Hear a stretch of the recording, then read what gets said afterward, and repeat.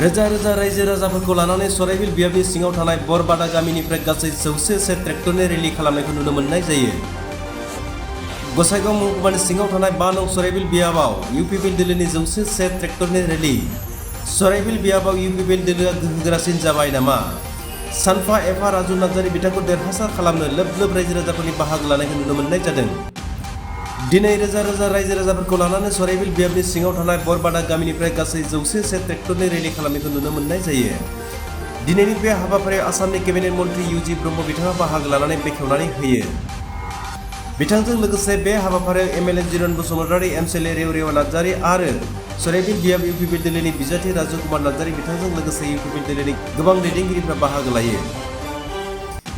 बे रेलिनि गेजेरजों राजु नार्जारि बिथाङा गावनि देरहासार जानाया दिनैनि समावनो रोखासै आरो प्रमद बर' बिथाङा फिन खेबसेबाव बिटिसिनि चिफ जानो थांगासिनो दं होननायजों लोगोसे इउपिपिएल दोलोआ फोसावनो गोनां नैथि खोलोबनि बिजाथिनि मुं फारिलाइखौ दिनै नङा गाबोननि गेजेराव फोसावनायनि इसारा होदों राजु कुमार नार्जारि बिथाङा। 101टा ट्रेक्टरनि रेलि दिनैहाय सराइबिल बिजाबाव बरबादानिफ्राय जागायनानै जोंनि सराइबिल बिजाबनि खना खनला जेरावबो थांनाय जागोन। दिनै 101टा ट्रेक्टर रेलिनि गेजेरजों फोसावनाय जाबाय जे 2025 मायथाइनिफ्राय 2030 मायथाइसिम प्रमद बर'नि फिन खनसे सरकार जानो थांफिनगासिनो दङ।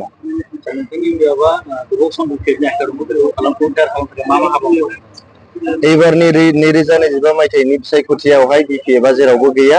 बिपिएफआ गाज्रि रोखोमै जेननो थांगासिनो दङ। बिथांमोना सिंगेल डिजिटावनो थागोन आरो सराइबिलाव बिसोरो जोंनि इउपिपिएलनि खाथियावनो गैया।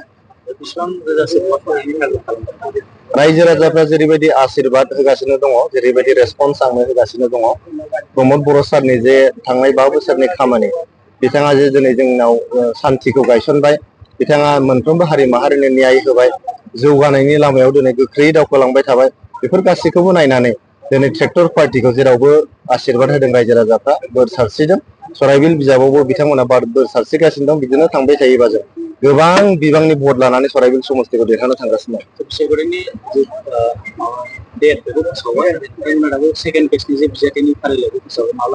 सेकेन्ड फेजनिखौ जों फोसावगोन, थाबैनो फोसावगोन। जोंना गासिबो रेडि जोबखा, फोसावनोल' बाखि।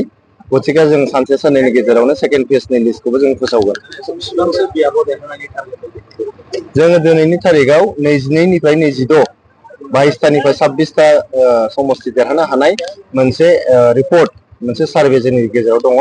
गतिके जोङो any time between 22 to 22 to 26 seat जों देरहागोन। हारसिङैनो जों सरकार दागोन एबार इउपिपिएलआ।